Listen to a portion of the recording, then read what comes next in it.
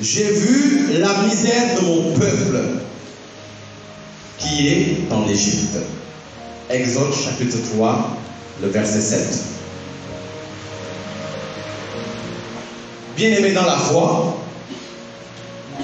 je voudrais que tu reprennes ces paroles du Seigneur avec moi, que tu te les appropries ensemble. J'ai vu la misère de mon peuple qui est en Égypte. À vous. J'ai vu la misère de mon peuple qui est en Égypte. Encore. J'ai vu la misère de mon peuple qui est en Égypte. C'est la parole de Dieu. Donc nous devons la proclamer avec plus de conviction.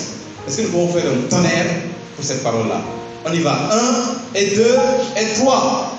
J'ai vu la misère de mon Peuple peuple qui est en Égypte. Amen. L'Égypte, dont Dieu fait mention, mérite une certaine attention biblique. C'est un État et un pays qui est situé entre deux mers et un désert. La mer qu'on appelle la Méditerranée, la mer Rouge et le désert de Libye. Donc, rien qu'à voir le paysage de l'Égypte, l'environnement de l'Égypte, on sait que c'est un pays dont il est difficile de s'échapper. Si vous êtes en captivité en Égypte, c'est difficile de vous échapper. On dit que l'Égypte est entourée de deux mers et d'un désert. Si on doit vous poursuivre par la mer, est-ce que c'est sûr que vous allez échapper? Par le désert, c'est moins sûr. À côté de cela, au temps où cette parole a été donnée à Moïse, l'Égypte jouissait aussi d'une puissance militaire incontestée. On peut même dire qu'à cette époque, l'Égypte était l'une des plus grandes puissances mondiales. Exode chapitre 14, les versets 6 à 7. Et Pharaon attela son char et il prit son peuple avec lui. Il prit 600 chars d'élite et tous les chars de l'Égypte. Donc à côté de ces 600-là, il y avait d'autres chars. Et la parole continue en disant, et il y avait sur tous les chars des combattants. L'Égypte, c'était un monstre. Et quand on regarde l'Égypte face à Israël, on se rend compte qu'il y avait un grand décalage de puissance. Les Hébreux à la base n'étaient pas des guerriers. C'est comme vous et moi. Un peuple qui marche dans le désert. Alors chacun se défend avec ce qu'il a. Les femmes vont se défendre avec le talon. Les hommes vont se défendre avec le parapluie. C'est comme ça. Ils se débrouillaient. Il y avait quelques guerriers parmi eux, mais à la base, ce n'était pas un peuple de guerriers. La grande puissance qu'est l'Égypte symbolise bibliquement le monde. Et c'est important de le savoir. Le monde. Par opposition à la cité de Dieu. Le monde de ce côté, la cité de Dieu de l'autre côté. Nous allons lire Isaïe, chapitre 30, des versets 1 à 3.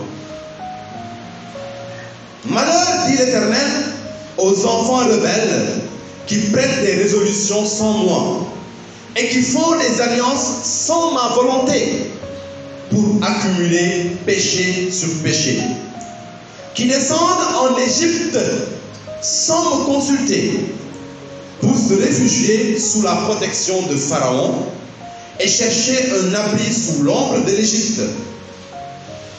La protection de Pharaon sera pour vous une honte et l'abri sous l'ombre de l'Égypte une ignominie. L'Égypte symbolise le monde et Pharaon symbolise qui? Pharaon symbolise, Jésus utilise cette expression, le prince de ce monde. Il désigne qui par là? Le diable, Satan. Donc l'Égypte signifie le monde et Pharaon désigne Satan. On comprend alors d'une manière nouvelle la signification de la captivité d'Israël en Égypte. Israël a passé 430 ans de captivité en Égypte jusqu'à ce que Dieu lui-même vienne le délivrer. Cette histoire de captivité, c'est aussi l'histoire de nos familles, l'histoire de nos pays, notre histoire personnelle. Dans notre vie, nous passons toujours de l'Égypte à Canaan. Et nous revenons parfois de Canaan en Égypte. C'est ça notre vie, n'est-ce pas? Or, bien-aimés, l'esclavage en Égypte, ce n'est pas du plaisir. Je peux vous l'assurer. En Égypte, les Israélites ont souffert. Comme on disait au petit séminaire là, on avait une expression. Ils ont soufflé des braises là-bas. Pour dire qu'ils ont bavé, ils en ont vu des vertes et des pas mûres. L'esclavage en Égypte, c'est la misère. Comprenez ici, l'esclavage du monde, c'est la misère. Et Dieu lui-même dit, j'ai vu la misère de mon peuple. J'ai vu la souffrance de mon peuple. J'ai vu la détresse de mon peuple. J'ai vu la douleur de mon peuple en Égypte. Il redit aujourd'hui, j'ai vu la misère de mon église, j'ai vu la misère de mes enfants, j'ai vu la misère de ceux qui m'appartiennent dans le monde. J'ai vu ta misère. Il interpelle chacun et chacune de nous par son nom aujourd'hui. J'ai vu ta misère. J'ai vu ta douleur, ta détresse, tes blessures. J'ai vu tes combats. J'ai vu tes larmes en Égypte. La misère dont Dieu parle ici peut s'exprimer en 7 identités. Ou si vous voulez, en 7 visages. Le premier visage, c'est la misère matérielle ou financière. Pendant que je vais prêcher, le Saint-Esprit va se charger lui-même de visiter toutes les personnes qui se retrouveront dans la catégorie que nous allons énumérer. Et je déclare maintenant qu'au fur et à mesure que nous allons avancer, ces personnes vont sentir du feu dans leur cœur, comme un signe que le Saint-Esprit est déjà en train de ramener les choses à ce qui est bien, de créer toutes choses nouvelles. Donc nous disions qu'il y a la misère matérielle et financière. Et il y a beaucoup parmi vous qui sont là parce qu'ils se retrouvent dans cette première identité. Pour certains, c'est d'abord et surtout la pauvreté. Une pauvreté mais étouffante. Une pauvreté dégradante. J'irai jusqu'à dire qui les empêche de pourvoir librement à leurs plus petits besoins. Et cette situation frappe beaucoup dans notre pays. Quand on parle, on dit que c'est le feu, ndol, pour ne pas dire l'autre nom. On dit que les gens ne parviennent pas à réunir les deux bouts. Ça, c'est une forme de misère qui entraîne des blessures intérieures. Eh bien, si tu te retrouves dans cette situation aujourd'hui, bien-aimé, sache que Dieu a vu ta misère. Lève la voix et dis-lui, Seigneur, viens à mon aide. Vous savez que Dieu n'a pas créé l'homme pour qu'il vive dans cette misère. Ça, il faut qu'on s'entende sur ça. Voilà. Il y en a qui pensent que être chrétien, c'est être misérable. Non. On peut se priver volontairement, mais le pape Jean 23 a beaucoup insisté là-dessus. Toute personne a le droit de mener un train de vie digne. Il ne dit pas excessif, mais il dit digne. 3 repas par jour, c'est la norme. C'est la norme, c'est ce que Dieu a destiné à chacun. Si tu peux en faire 5, c'est bien. Mais quand tu ne parviens pas à faire les 3, là, il y a un problème. Ce n'est pas ce que Dieu a décidé pour toi. Alors, toutes les personnes qui ont cette blessure-là, le Seigneur va se charger de vous guérir aujourd'hui. D'autres personnes ont fait faillite. Elles sont là. Leurs affaires marchaient bien au départ. Mais tout à coup, il y a ce qu'on appelle la banqueroute. Les affaires ont périclité par divers concours de circonstances. La misère financière se présente. Les dettes se multiplient jusqu'à leur serrer la gorge. De millionnaire au milliardaire, tu te retrouves avec les poches vides. Ça, c'est une forme de misère qui peut intervenir dans la vie de n'importe qui. Les économistes ou ceux qui sont dans les finances doivent connaître un monsieur qui s'appelait John Law. Je ne sais pas s'il y en a ici. John Law. John Law était un homme d'affaires écossais et ministre des Finances de Philippe d'Orléans. C'est lui qui a fondé à Paris ce qu'on appelait la Banque Générale et qui a institué un système de crédit basé sur la circulation du papier-monnaie. Donc c'était une nouveauté. Et le truc a arrangé la population qui vraiment s'en servait à cœur joie. Ces affaires marchaient très bien jusqu'à la banqueroute en 1720. Là, les choses vont changer parce que à côté, il avait des concurrents. Et ces gens, qu'est-ce qu'ils vont faire? Eh bien, ils vont convertir en masse leurs billets en or ou argent. Ce qui va faire que John Law ne va plus se retrouver. Il ne va plus avoir de rentrée. Il sera même obligé de quitter la France et de se réfugier à Venise où il va mourir dans la misère. Ces situations, beaucoup de gens l'ont traversé. J'avais mon boulot, ça a marché. Mystiquement ou humainement ou je sais quoi, les choses ont commencé. Alors sache que cette douleur que tu portes dans ton cœur, viens la présenter aujourd'hui au Seigneur. Ne la garde pas pour toi. Offre-la lui et il saura te guérir. C'est une dure expérience. Beaucoup portent cela avec beaucoup de dignité.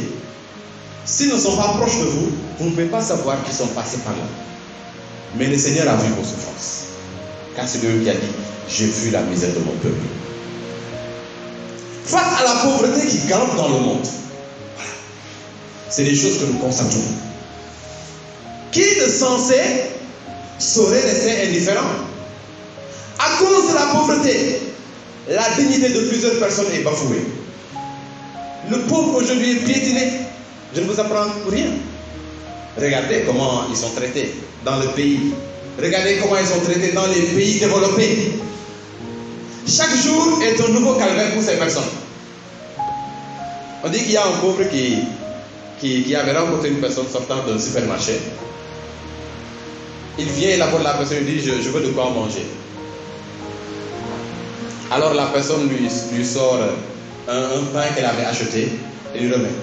Le pauvre lui dit, et ma femme et mes 4 enfants, qu'est-ce qu'ils vont manger? Alors tout à coup le riche lui dit, il y a beaucoup d'herbes dans mon jardin, demain vous viendrez la brouter. Voyez, on s'attaque à la dignité des personnes parce qu'elles n'ont pas la même puissance financière. C'est des blessures intérieures. Beaucoup de blessures intérieures sont liées à la pauvreté et sont déclenchées par la frustration qu'elle entraîne. Je donne l'exemple d'un petit enfant qui est là avec ses amis à l'école. Vous savez que les enfants, ils sont très observateurs. Ils voient que son ami a une nouvelle montre. Quand j'étais petit, j'adorais les montres. Je pouvais en avoir 2. Il voit que son ami a une nouvelle montre. Il va à la maison. Il dit à papa, je veux une montre. Son papa lui dit, je n'ai pas de quoi te faire une montre. Et là, l'enfant est blessé. Il est blessé parce qu'il sent que ses parents sont limités quelque part à lui faire plaisir. Maintenant, cette blessure peut grandir et se positiviser. Il faut apprendre à découvrir le vrai sens de la vie. Mais s'il n'y prend garde, s'il n'est pas entouré par la grâce de Dieu, il peut grandir avec cette frustration. Et un jour, s'il ne fait pas attention, s'il devient riche, il risque d'être égoïste. Il y a beaucoup de riches aujourd'hui, parce qu'ils ont beaucoup souffert dans leur enfance, ils sont charitables. Mais il y a d'autres, parce qu'ils ont beaucoup souffert de la pauvreté, eh bien, ils sont devenus méchants. Parce qu'ils se disent, quand j'étais enfant, personne ne m'a aidé. Donc mon argent, je le mange seul. Et un gars là, sur TikTok aussi, je ne sais pas sur tous les réseaux, sur TikTok, il paye une assiette grosse comme ça là. Il y en a qui sourient, peut-être vous avez suivi la vidéo. Il dit, mon argent, je l'ai travaillé seul, je le mange seul. Voilà. Alors, le père Joseph Wrezinski était convaincu que là où des hommes sont condamnés à vivre dans la misère, les droits de l'homme sont violés. Et s'unir pour les faire respecter est un devoir sacré. Il était touché par la situation qu'il constatait dans les pays développés. Vous savez qu'on a des pauvres en Afrique. Mais ces pauvres, j'ose dire qu'ils ne sont rien devant les pauvres des pays développés. Oui. Je ne sais pas aller en France, je ne sais pas aller en Allemagne. On dit qu'on n'est pas allé en Mauritanie, mais on sait que Kalamou est cher. Mouchoir. Mais on sait ce qui se passe. On lit aussi des documentaires et tout. Là-bas, quand tu es pauvre, mais tu l'es, hein? Tu l'es. Alors le Père Joseph, il remarque que dans ces pays-là, ben, les pauvres sont dans des situations extraordinairement calamiteuses, désastreuses. Et ces pauvres-là, on va même les appeler le quart-monde, en référence au tiers-monde. Les pauvres des pays développés.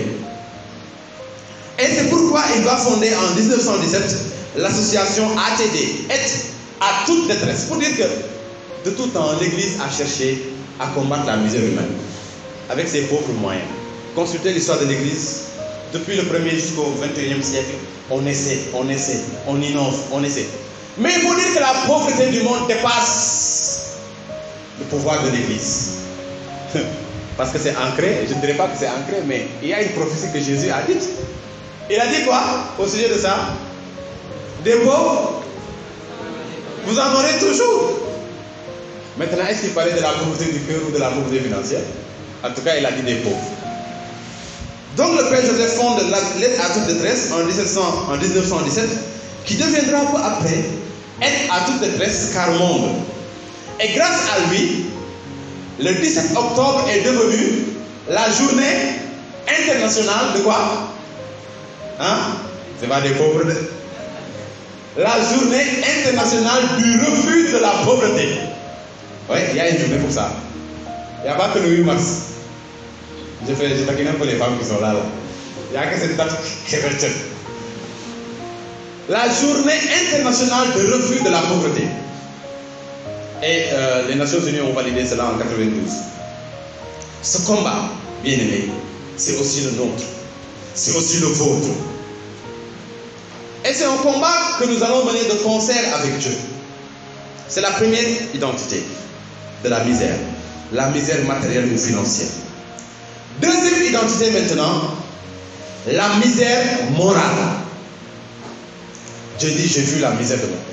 La misère morale. Selon François Guizot, un grand historien et homme d'État français, je le cite, le développement moral des individus ne marche pas aussi vite que le développement de leur existence matérielle. Qu'est-ce qu'il veut dire par là?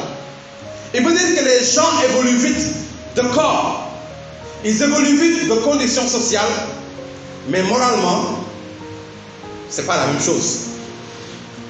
Vous pouvez voir un gros diable, mais avec une moralité vraiment de...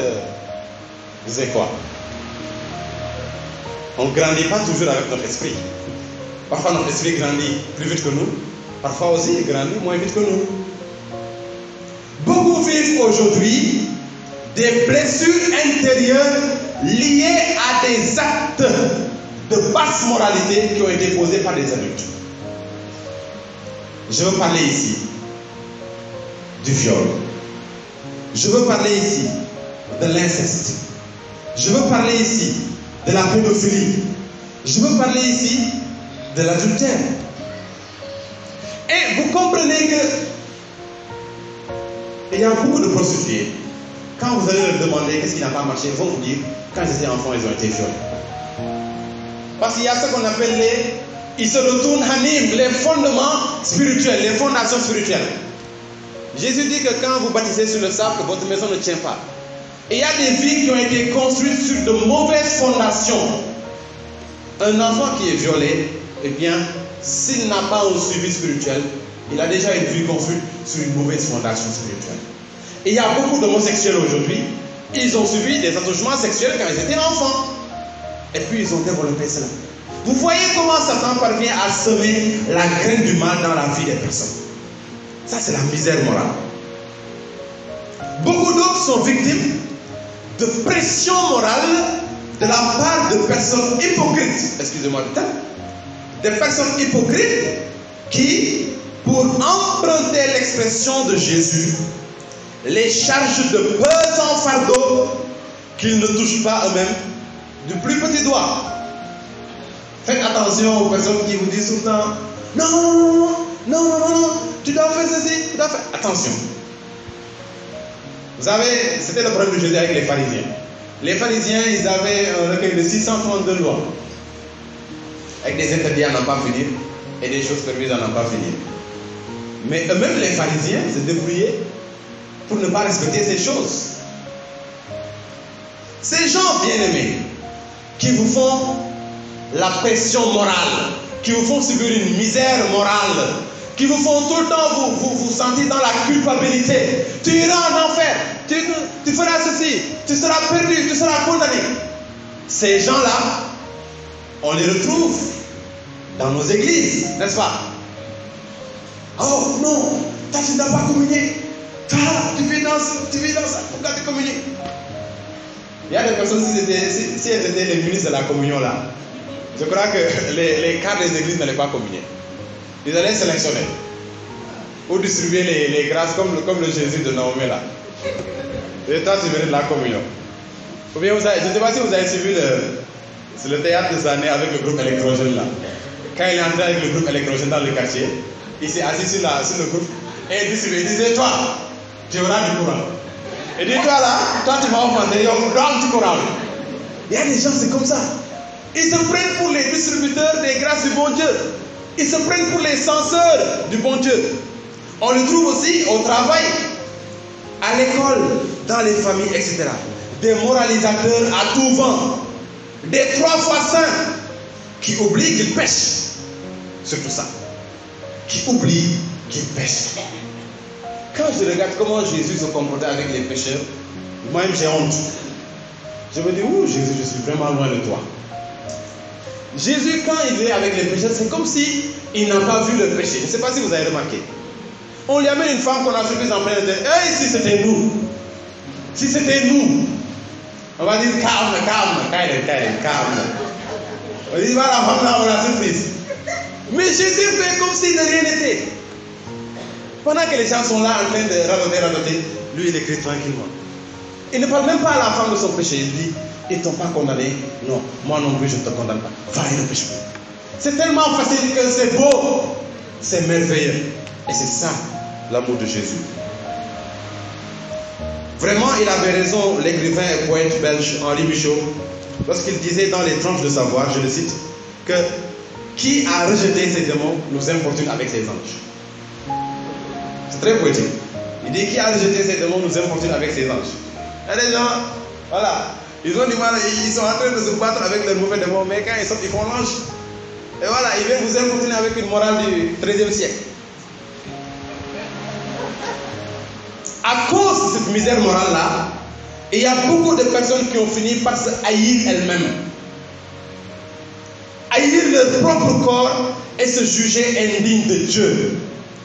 On n'attire pas les gens à Dieu par les coups de fouet. On n'attire pas les gens à Dieu par des bâtons de morale. C'est vrai que la morale, ça existe, c'est important pour la vie. Mais on attire les gens par l'amour. Jésus est l'homme le plus moral, n'est-ce pas? Jésus est l'homme le plus moral. Mais il savait que Judas Iscariote, il adorait l'argent. On n'a jamais entendu Jésus appeler Judas pour lui dire, Judas, vraiment de me bugger. Jamais. Jamais. Mais Jésus comptait sur la conscience de Judas. Il compte toujours sur notre conscience. Il faut que nous apprenions à compter sur la conscience des gens. Et à faire la correction fraternelle, mais vraiment avec beaucoup de charité. Il y a une manière de faire la correction fraternelle qui tue la correction fraternelle. Vous n'atteignez même pas l'objectif et vous créez la colère. Des gens se haïssent aujourd'hui. Des gens sont blessés aujourd'hui à cause d'une manière dont on leur a parlé. Peut-être que nous les prêtres aussi, parfois on est coupables. Quelqu'un peut venir comme ça et donner quelque chose sur le cru dessus. Et il y a une personne qui se confessait. Je ne sais pas s'il n'avait pas reconnu le prêtre. Quand il finit de se confesser, le prêtre dit hey! Depuis ce jour, la personne ne se confesse plus. Vous voyez? Ça, c'est pas ça que Jésus nous demande. Même si ça t'a surpris, tu te maîtrises. Voilà. Donc, après la misère matérielle financière, la misère morale, la troisième identité de la misère, c'est la misère mentale. La misère mentale. Beaucoup ont subi des blessures intérieures à cause de la misère mentale des autres. On va voir ce qu'on appelle la misère mentale. Cette misère mentale peut être d'une part liée à une mentalité de sous-développement. une mentalité d'horizontalité. Personne ne doit émerger. Ça, vous savez que ça a tué nos villages, ça a tué nos villes. Personne ne doit émerger. Si tu émerges, on te coupe la tête. Ça, c'est quoi? Ça, c'est quoi? Il y a des villages où je dis, allez construire là-bas une maison. Allez construire. Il faut parler en langue avant d'aller là-bas. Et on va construire ça là, pendant que les maçons vont dire, sinon ils ne vont pas finir la construction. Un esprit, une mentalité de sous-développement qui décourage et freine toute initiative. Même dans les familles, il y en a. En France, on appelle des rabat-joie. Mais on peut dire même des rabats entreprises ou des rabats, comment je vais dire ça même? Des rabats impulsion. C'est ce qui vous disent, tu n'y parviendras jamais. Vous êtes en train d'essayer une chose, vous avez besoin qu'on vous encourage et les Africains sont très forts pour ça, pour décourager. Ça ne va pas marcher. Oh, laisse ça, va à l'école. Tu n'es capable de rien. Tu es un fainéant. Vous savez que nos parents ont horreur de nous voir coucher. Le parent africain a horreur de voir son enfant coucher. Dès qu'il te va coucher, pour lui, c'est la fin du monde. Tu n'es capable de rien. Tu es un fainéant. Non. Ça ne marchera pas. Ça ne marchera jamais. Combien de personnes très entreprenantes entendent toujours ces refrains décourageants? Elles développent finalement des blessures intérieures parce que dans leur entourage, personne ne croit en elles. Il y a des personnes qui sont fortes pour lutter contre les vagues, les vents adverses de l'entourage. Mais il y a des personnes qui n'ont pas encore cette force-là. Et le premier soutien qu'ils espèrent, c'est le soutien des parents. Quand ce sont ces mêmes parents qui les découragent. Vous voyez des jeunes aujourd'hui, ils auraient pu jouer dans les clubs de Sadio Mané. Mais après toucher le ballon que les parents les envoient à l'école. Lui, à l'école, il est avant d'arrêt. Si le d'arrêt est malade, il prend d'arrêt. Mais toi, tu veux le forcer à aller à l'école, mais alors que lui, il excelle en foot. Mais permets-lui de développer sa passion. Tout le monde ne réussit pas par l'école. Aujourd'hui, le monde a évolué. Tout le monde. D'ailleurs, ceux qui sont à l'école, ce sont les plus pauvres maintenant. Regardez ce que Sadio Mané gagne par semaine. Regardez ce que Kylian Mbappé gagne par semaine maintenant. Ben, ça va bientôt acheter le Sénégal. Alors, c'est pour dire que cette mentalité de sous-développement-là a créé beaucoup de blessures intérieures. Et finalement, des personnes se résignent aujourd'hui à faire une chose dans laquelle ils ne se sentent pas bien. D'autre part, la misère mentale est liée à la sous-estimation des problèmes, des besoins et des combats d'autrui. La sous-estimation des problèmes, des besoins et des combats d'autrui. On la retrouve, cette forme de misère, souvent dans les couples, dans les familles, au travail. Tu es avec ton conjoint qui broie littéralement du noir, qui souffre. Tu ne cherches jamais à t'intéresser à ce que cette personne traverse. Tu ne cherches jamais à t'interroger pour savoir si cette personne va bien ou elle va mal. Vous habitez dans la même maison. Tu as des enfants, ils se réveillent, ils ne te voient même pas. Tu ne cherches même pas à savoir s'ils ont bien dormi, s'ils ont mangé. Non mais, on est dans un monde vraiment de l'individualisme. Ou bien tu vois une personne souffrir, tu dis, qui n'a pas été qui n'a pas mal. Elle fait exprès. Et il y a de ces personnes-là aussi qui se moquent royalement de ce que le prochain peut éprouver. Ils se moquent de savoir s'il sera blessé ou non par ce qu'ils vont faire. Ils ne cherchent même pas à comprendre les difficultés que vit l'autre. Ils n'ont même pas le temps d'écouter. Dans certaines entreprises, il y a des patrons comme ça. Oh, je suis le boss, je fais ce que je veux. Hein. Il vient, il impose ce qu'il veut à tout le monde. Et il se moque des impressions personnelles. On avait un professeur comme ça au collège Saint-Gabriel. Quand il nous distribuait nos notes là, avant de commencer, il disait vos sentiments personnels ne m'impressionneront guère. Après, il commence à balancer les faits. Ça, c'est des gens qui. Mais même si la personne a 0, il y a une manière de lui remettre son 0. Qu'il faudra qu'elle va sentir quand même qu'elle a quelque chose comme 1. Mais si tu lui jettes la feuille comme ça, non, il y a une manière de faire. Dans un de ces films, Will Smith, que vous connaissez, disait, je le cite, ne sous-estime jamais la douleur d'une personne. Et ça, c'est très fréquent dans nos sociétés. On est là. Peut-être qu'il y a des gens qui se connaissent, ça c'est sûr, il y a des gens qui se connaissent. Certainement, tu as dû voir qu'on avait dit, hey, mais la personne là, qu'est-ce qu'elle fait ici? Donc celle-là, elle souffre. Peut-être qu'elle souffre plus que toi. Ou tu vois la dame pleurer, tu te dis, oh, qui devrait t'appeler ça, c'est des langues de crocodile. Qui te l'a dit? On juge vite, hein? Voilà. Le suffit dit, ne sous-estime jamais la douleur d'une personne. Tout le monde vit des difficultés.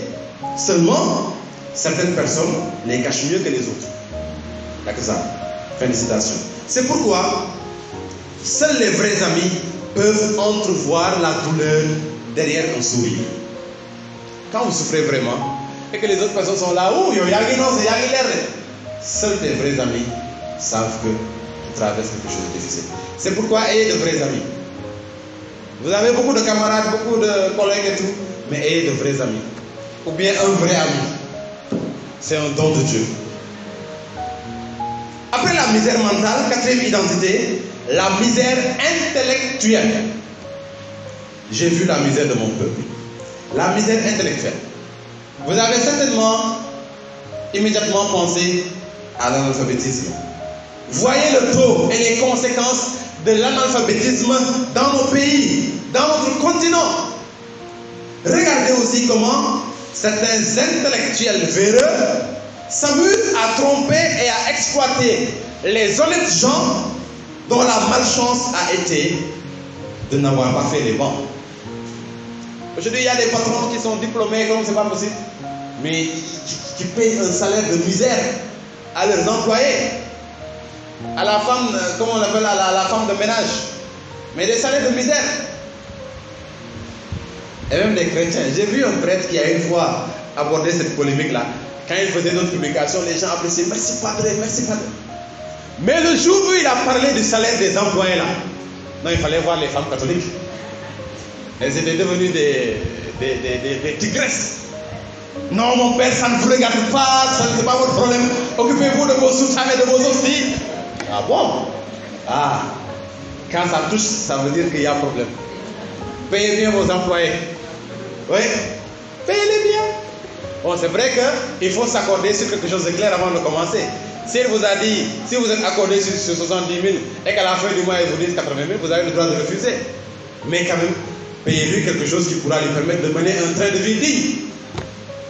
Sinon, c'est des blessures intérieures, elle sera frustrée, elle va rentrer à la maison, elle va frustrer quelqu'un d'autre, quelqu'un d'autre va frustrer, et vous serez la coupable d'une longue chaîne de frustration. À force d'être mal considérées, beaucoup de personnes ont fini par développer une conception pessimiste d'elles-mêmes. Elles nourrissent un complexe d'infériorité vis-à-vis des personnes qui ont fait l'école, il y en a. Et je vous dis qu'il y a même des gens qui ont honte de présenter leurs parents à leurs amis. Pourquoi? Parce que les parents n'ont pas fait l'école. Et il y en a, c'est pas vrai? Tu leur dis, je veux venir chez toi là. Tu vas faire 1 an, tu ne vas jamais aller chez lui. Il ne va jamais te venir chez lui. Parce qu'il ne veut pas que tu rencontres ses parents. Il ne veut pas que tu te rendes compte que malgré ces costumes-là et tout, ses parents n'ont pas étudié. Mais ça veut dire quoi l'école? Nos parents n'ont pas fait l'école, mais j'ose dire qu'ils sont plus intelligents que nous. Hein? Ah oui? Et ils ont fait l'école de la vie. Non, mes parents n'ont pas fait l'école, mes parents n'ont pas fait l'école. Et il y a un étudiant là qui était allé voir son grand-père en campagne. Il voit son grand-père semer de la canne à sucre et tout. Et puis il demande, mais c'est avec ça qu'on produit le sucre? Son grand-père lui dit oui. Un étudiant, je vous dis, hein. L'étudiant lui dit, bon, si c'est ça, est-ce qu'on ne peut pas semer le sucre directement? Attention, hein. On peut être très intelligent à l'école et être, excusez-moi, très bête d'or. Comme disent les Ivoiriens, bête même. Bête même. Voilà. Attention. Alors, souvent, quand il y a ces complexes d'infériorité, les intellectuels qui ne sont pas bien avertis, eux aussi suivent la mouvance et ils développent un complexe de supériorité. Il y a un prêtre qui dit, fille, ken gënul kenn karagal yàlla rek a gën waroon wala moo tane waroon waaye kenn gënul kenn de. Tu es docteur en médecine là-bas là. Lui il est docteur en élevage. Va un peu au troupeau, tu seras un élève là-bas, un disciple. Voilà. Lui il fait de belles chaussures, toi tu ne peux pas le faire. Le boulanger là il fait du pain. Ton doctorat en médecine là, ça peut te permettre de faire du pain? Non, on se complète. Platon disait que la société est née du fait que aucune personne ne se suffit à elle-même. Quand je me lève le matin, j'ai besoin de pain. Je vais à la boulangerie. J'ai besoin d'eau. Je vais à la boutique. Je ne peux pas fabriquer toutes ces choses moi-même. Mais aussi l'autre a besoin de moi, si je suis médecin, quand l'autre est malade, il vient à moi. Donc la société, c'est la conjugaison de toutes les compétences. Alors je continue, par ailleurs la misère intellectuelle frappe aussi les grands intellectuels, excusez-moi, je ne fais pas de l'acharnement. Tu peux voir de grands docteurs, grands professeurs, très compétents, très célèbres, mais qui ne dégagent pas de joie de vivre. Ils ne dégagent pas de joie de vivre. Sans aucune sociabilité. On ne les voit jamais. Ils sont tout le temps à la maison. Ils ne s'en veulent pas. Ils sont célèbres, mais au plan social, on ne les sent pas. Et même quand vous discutez avec eux, vous les sentez froids. C'est des gens avec qui il peut être parfois difficile de tenir une conversation. Ces personnes souffrent profondément de l'intérieur. C'est pas parce que la personne a eu un cursus, un parcours intellectuel vraiment extraordinaire qu'elle est tout le temps dans la joie. Il y en a qui souffrent profondément, malgré le grand diplôme, car elles ont toujours, ces personnes, cru que l'homme a été créé pour avoir la tête bien pleine. Alors que ce qui rend l'homme heureux, c'est plutôt un cœur rempli d'amour et de foi. Il y a des gens, c'est ça, toute leur vie, ils ont couru derrière les diplômes. Quand vous lisez le CV, c'est comme le CV de Watt. Vous n'avez pas vu le CV de Watt? Un jour, je me suis dit, mais il est encore en Amérique.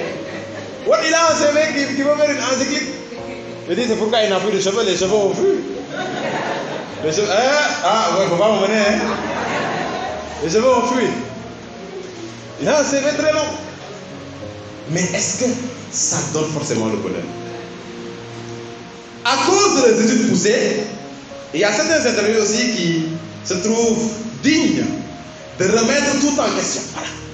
Oh, je suis docteur, tu sais, tu ne vas pas me faire avaler des choses comme ça. Hein? Alors, on va tout remettre en question. Même la foi, même ce que l'Église enseigne.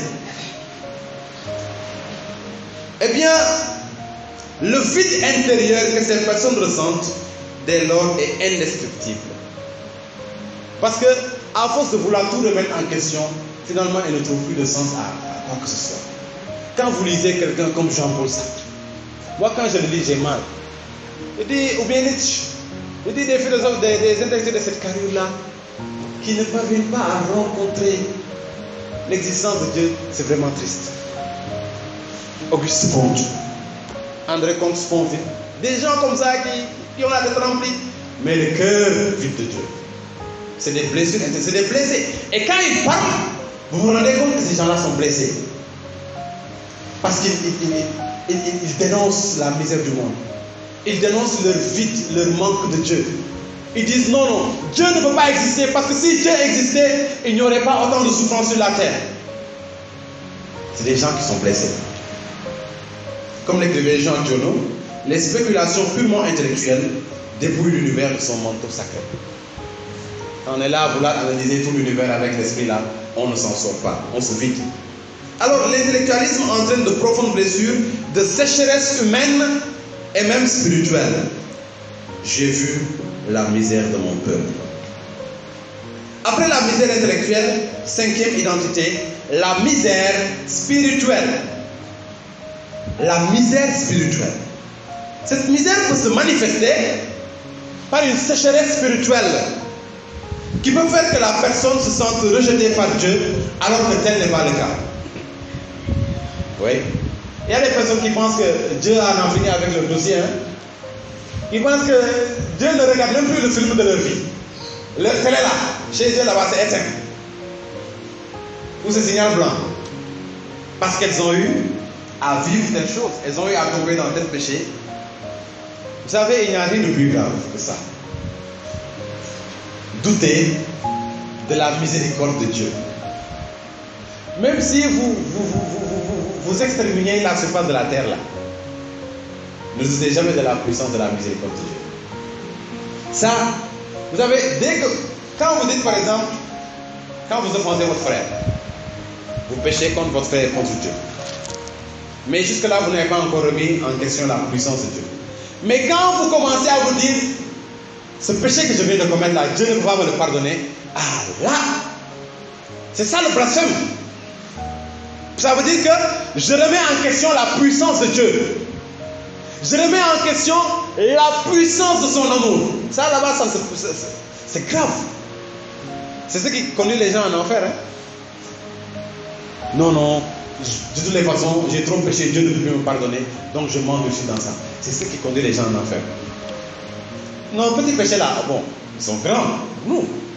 Mais nos péchés là ne peuvent pas étouffer la miséricorde de Dieu. Le Pierre disait que nos péchés sont comme des grains de sable devant le rivage de la mer, ou bien comme des gouttes d'eau dans l'océan de la miséricorde de Dieu. Vous imaginez? Et puis ta goutte d'eau là, tu vas prendre pour dire que Dieu ne peut pas te la pardonner. Attention, ça c'est des réflexions diaboliques. Quand Satan vous met ça à l'esprit, dites-lui, va loin de moi Satan. Tes pensées ne sont pas les pensées de Dieu, mais les pensées des hommes. Si cette personne ne cherche pas, cette personne qui se sent rejetée par Dieu, si elle ne cherche pas à remédier à sa misère spirituelle avec les moyens que lui donne l'Église, elle est capable de chercher refuge et consolation où? En Égypte. Dieu nous a dit ça avec le prophète Isaïe tout à l'heure. Des gens qui vont trouver consolation en Égypte. Si toi tu ressens une misère spirituelle, mais que tu ne cherches pas à résoudre cette misère-là, à la régler avec les moyens que donne l'Église, tu risques d'aller trouver consolation en Égypte. On a dit que l'Égypte symbolise quoi? L'Égypte symbolise un pharaon. Le monde et pharaon symbolise qui? Par sécheresse spirituelle, bien aimée, beaucoup cherchent à régler mystiquement les besoins, souvent leurs besoins, souvent à leur faveur et au détriment du prochain. Ouais. Par sécheresse spirituelle.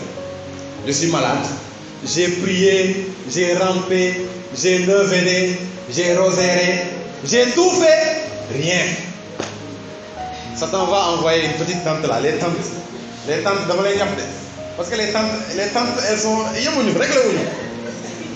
oui, c'est pas vrai. Les tantes là, elles sont très, très proches des enfants. Une tante va venir te dire, oh, je connais un vieux là-bas qui fait des choses, viens, j'ai t'amener chez lui. Elles sont très informées. Et maintenant, vous allez suivre ce bon mauvais conseil et vous allez vous remettre dans l'esclavage en Égypte. Bienvenue Menanou était un sorcier, mais il s'est converti maintenant et a donné sa vie à Jésus-Christ. Écoutez ce témoignage qu'il fait.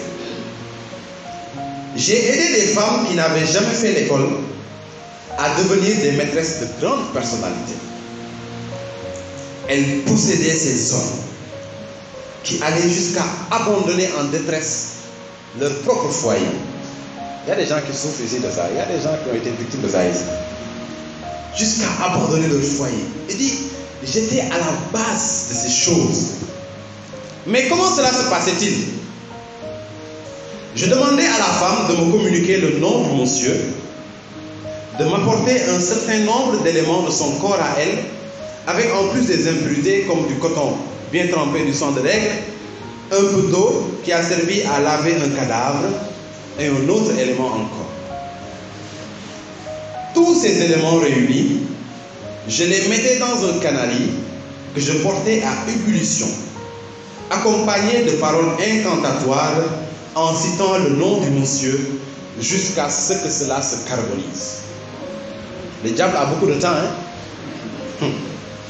Puis je demandais à mes deux disciples, deux jeunes bourreaux originaires de Zouénola, ville de centre-est de la Côte d'Ivoire, d'écraser ce résidu.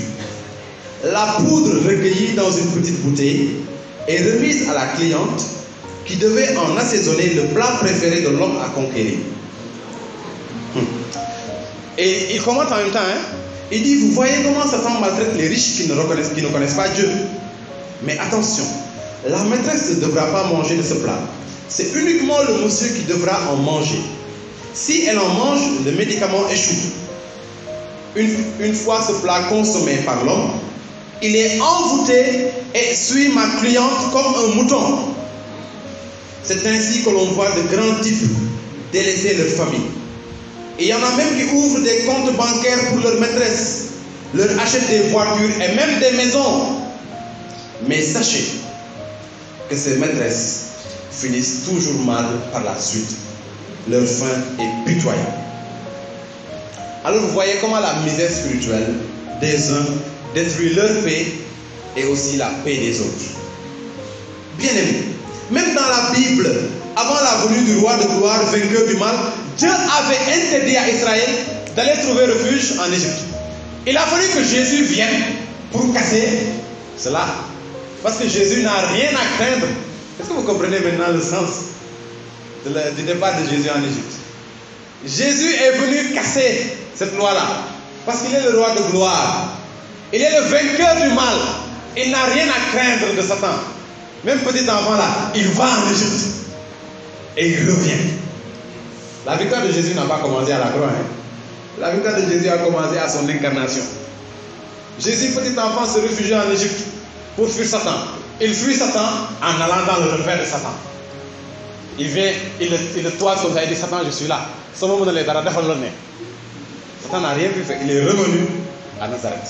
Voilà. Isaïe 31, verset 1. Malheur à ceux qui descendent en Égypte pour avoir du secours. Isaïe 31, verset 1. Malheur à ceux qui descendent en Égypte pour avoir du secours, qui s'appuient sur des chevaux et se fient à la multitude des chars et à la force des cavaliers, mais qui ne regardent pas vers le Saint d'Israël et ne recherchent pas l'Éternel.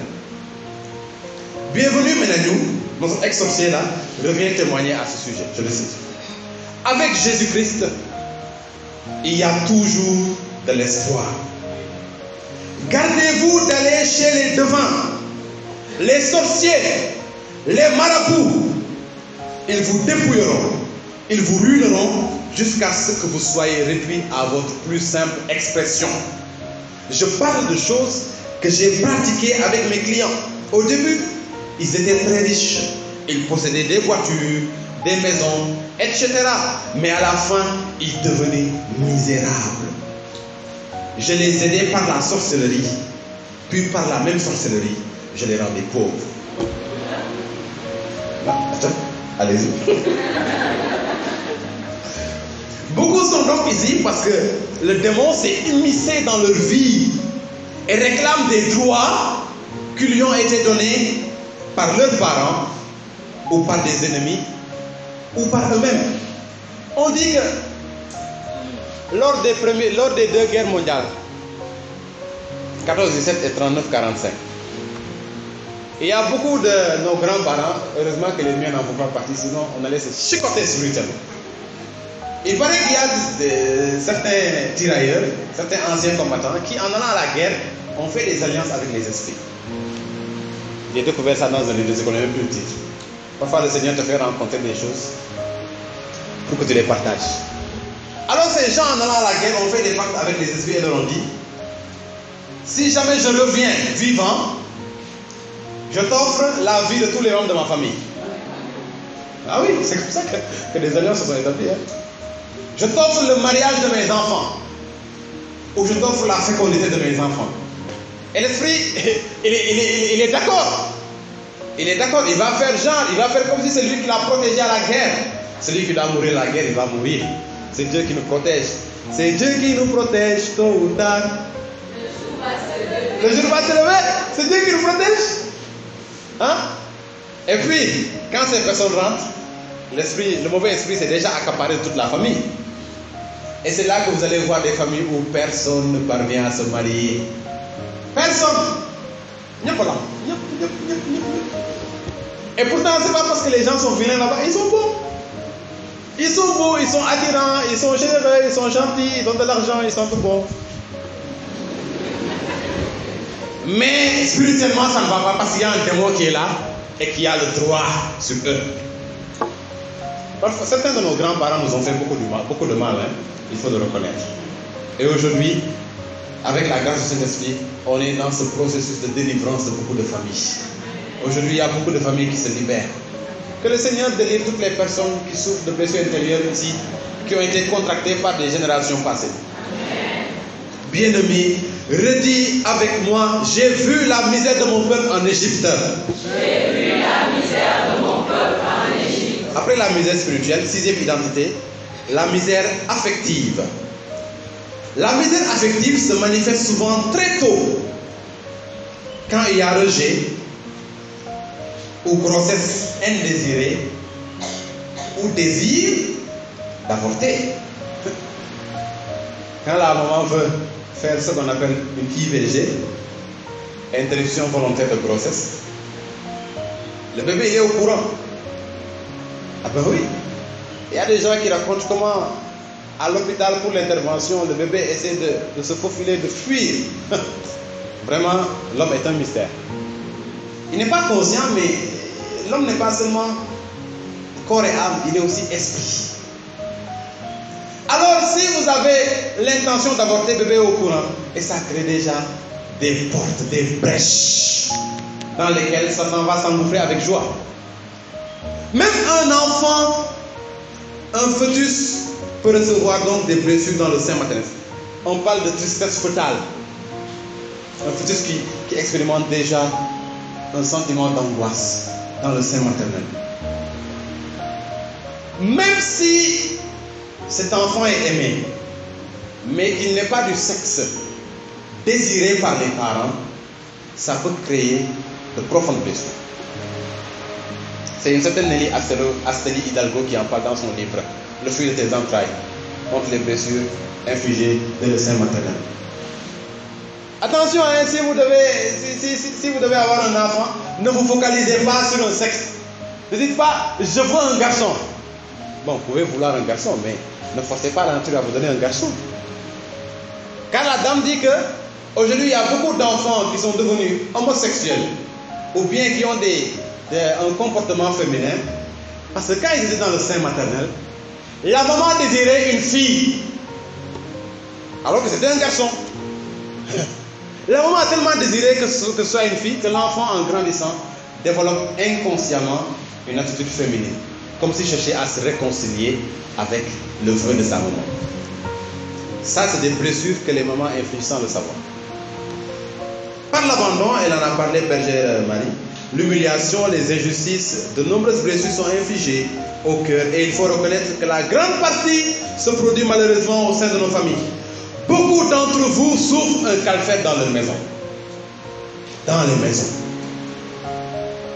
Ils ont l'impression de ne compter aux yeux de personne. Ils sont laissés pour eux-mêmes. D'autres souffrent en amitié ou en amour. Voilà. Toujours dans les blessures affectives. Soit du fait que personne ne vient vers eux, soit du fait de la trahison, une trahison qui leur a cisaillé le cœur. Je connais une dame qui devait se marier et qui est allée jusque devant l'hôtel. Pour les rares fois que les femmes précèdent leur mari à l'hôtel, le jour du mariage. Bon, c'est normal, c'est une buzz là. Il faut faire un peu le buzz. Mais c'est ça, c'est une buzz là. Il faut que la mariée entre les deux pour qu'on puisse contempler. Voilà. Mais la femme est arrivée avant son mari. Gaï Dihar. Dès que monsieur a désisté depuis longtemps. Vous voyez? Et quand la dame a appris ça, elle n'a jamais supporté. Et depuis lors, elle a décidé de ne même plus parler d'amour bon. Une blessure intérieure. Quand on nomme la porte, c'est comme si cet homme était en train de l'insulter. Et cette dame sera violente envers les hommes. Les gens vont croire qu'elle est méchante, mais c'est parce qu'elle a un cœur déchiré. Elle est en train de se reconstruire et elle ne veut pas que quelqu'un vienne l'achever. La trahison de ce que nous aimons fait parfois aussi mal que la perte de notre chair. La trahison de ceux sur qui nous comptons. Jésus a eu mal, hein? Quand Judas l'a trahi, Jésus a eu mal. Mais Jésus était un homme fort. Il dit, le psaume a anticipé, l'ami qui mangeait à ma table, avec qui je partageais mon pain, m'a frappé du talon. Jésus lui a même donné une bouchée. Judas a pris et a mangé. Le traître, on dit que le traître n'est jamais loin. Et c'est pourquoi on peut s'étonner de cette exaltation bizarre ou exultation bizarre d'Henri de Monterland dans Malatesta qui disait vive mes ennemis. Lui il jubilait en disant vive mes ennemis. Eux du moins ne peuvent pas me trahir. Vive mes ennemis. Les ennemis sont déjà des ennemis, n'est-ce pas? On sait que telle personne-là, vraiment, elle ne me puffe pas. Et ça arrive. Des personnes vont te haïr gratuitement. À cause de ton teint, à cause de ton sourire, à cause de tes yeux. On ne sait pas. Vous n'avez pas les atomes crochus. Elles vont te haïr comme ça. C'est la vie. Quoi qu'ils te fassent de mal, toi tu sais que cela est motivé par leur inimitié. Mais des amis qui deviennent des ennemis, mon frère, ma soeur, que Dieu t'en garde. Et si tu as le cœur présentement déchiré par cela, sache que Dieu te dit personnellement, j'ai vu ta misère en Égypte. Après la misère affective, septième et dernière identité, la misère doctrinale. L'époque dans laquelle nous vivons est marquée d'une religiosité sans précédent. Il faut regarder. Il y a combien d'églises qui sont dans nos pays là? Le petit Rwanda, là, il y avait combien d'églises là-bas? 5000 églises qu'il a fallu fermer. 5000 églises pour adorer le même Dieu. On est où là? On est où là? Donc une religiosité sans précédent. On dit que dans certains pays, dans un même quartier, vous pouvez avoir 4 églises. 4 églises. Chacun crie, il veut voir de son côté. Ah, le Saint-Esprit doit être fatigué, ainsi qu'il doit répondre à tout ce monde-là. Et avec l'avènement des églises dites de réveil, il faut préciser, des églises dites de réveil, chacun se déclare réveillé. Sauf que certains sont lucides, d'autres sont réveillés, mais ils ont encore la gueule de bois. Ils ont le lahal. Cela entraîne, Internet aidant, un nombre impressionnant de nouvelles doctrines, parfois aussi fausses les unes que les autres, mais malheureusement très accessibles à un public largement non averti, amoureux du sensationnel jusqu'à perdre de vue l'essentiel. Combien de familles et de couples ont été divisés et blessés par ces fausses doctrines? Mon mari a quitté l'église catholique. Il est allé, on lui a dit que je suis une sorcière. Ah, ça va très vite. Là-bas, là, il faut te récupérer, il faut qu'on diabolise l'autre. On dit, c'est lui, ton travail là que tu cherches depuis des années là, c'est lui qui a retenu ça. Dieu sait que lui-même, il ne connaît aucune incantation. Mais le diable, c'est le diviseur, diviser pour mieux régner. Combien de communautés ont été déchirées par l'égarement de certains de leurs membres dans ces fausses doctrines? Comme moi, vous êtes conscient que l'apostasie et le schisme c'est le fait de quitter l'église catholique et d'aller dans ces églises qui ne reconnaissent pas l'autorité du pape et la communion avec lui. Donc l'apostasie et le schisme créent de profondes blessures dans nos sociétés et dans notre église. Les bourreaux brandissent chacun sa pancarte. Ici se trouve la vérité. C'est ça notre misère doctrinale de notre époque. Chacun brandit sa pancarte. Venez, la vérité est chez moi. La vérité est chez moi. Il faut plutôt dire ma vérité. Car comme l'avait si bien compris Joël Bousquet dans ses correspondances, les doctrines ne s'élèvent pas vers la vérité, mais elles découlent de la vérité. Je reprends. Les doctrines ne s'élèvent pas vers la vérité. On ne construit pas la vérité. La vérité est déjà ce qu'elle est. On la reçoit et on la transmet. Ce que l'Église catholique vous enseigne, elle l'a directement reçu du Christ et des apôtres, et c'est pourquoi le Seigneur la présente lui-même dans sa parole comme l'Église du Dieu vivant, la colonne et l'appui de la vérité. 1 Timothée chapitre 3 verset 15.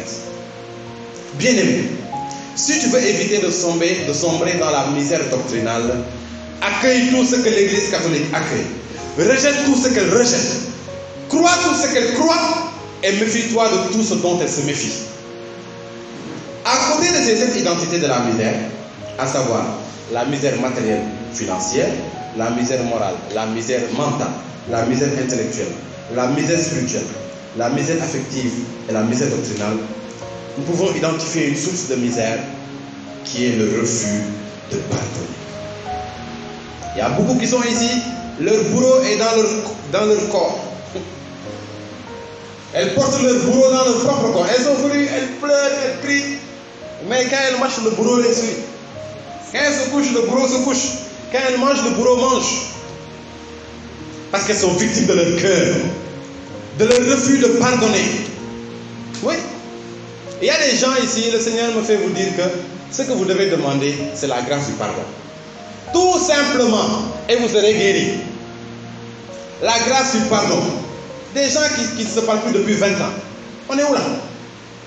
Depuis 20 ans, tu as du ressentiment contre la personne. Tu ne peux pas guérir avec cela.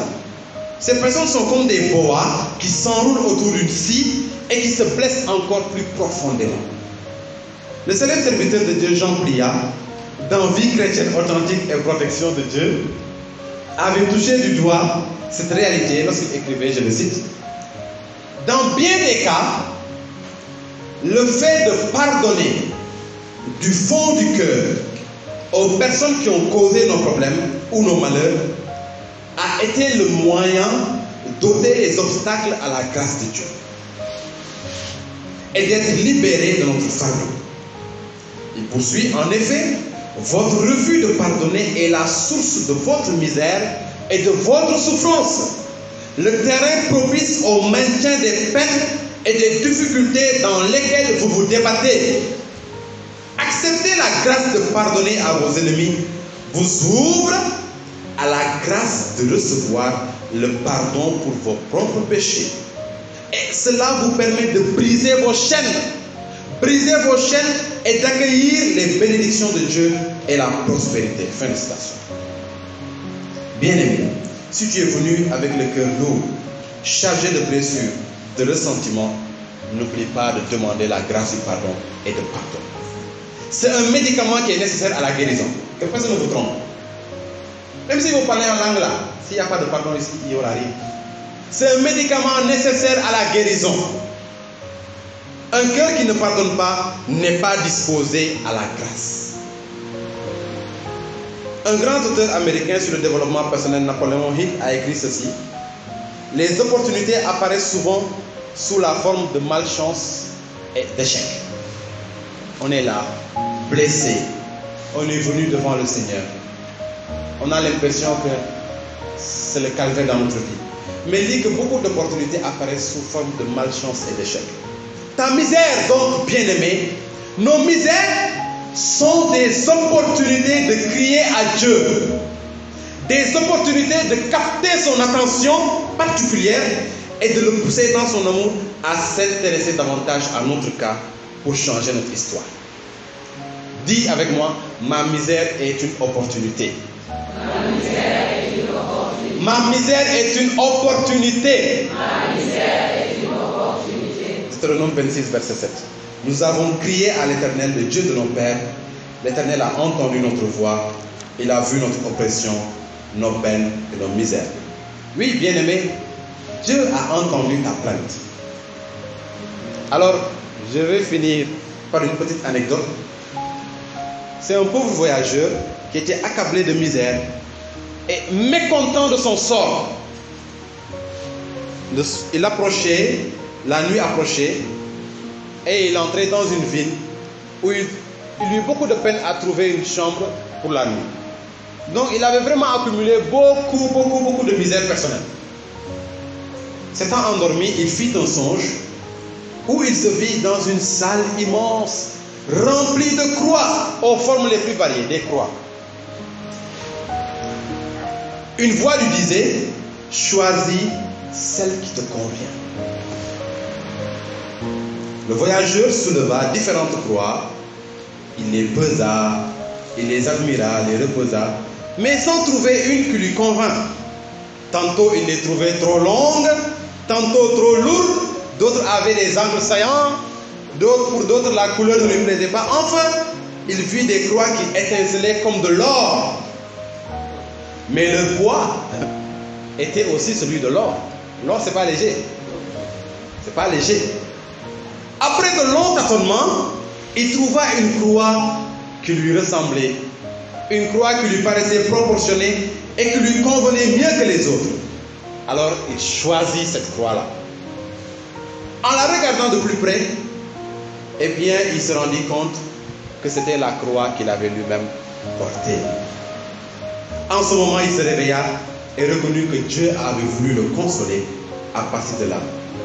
Il ne se plaignit plus de ses souffrances, convaincu de cette parole de vérité. Dieu ne permet jamais que tu sois tenté au-delà de tes forces. alors l'épreuve qui est en toi, l'épreuve que tu subis actuellement, c'est parce que Dieu sait que tu es capable de le porter. Si tu es une femme qui souffre à la maison, c'est parce que Dieu sait que tu as un cœur capable de le supporter. Dieu ne permet pas ces souffrances pour des femmes qui ont le divorce à portée de main. Non! Dieu confie ses plus grands combats à ses meilleurs soldats. Alors je vous félicite parce que vous êtes des soldats. Je ne vois que des guerriers et des guerrières devant moi. Applaudissez pour vous-même.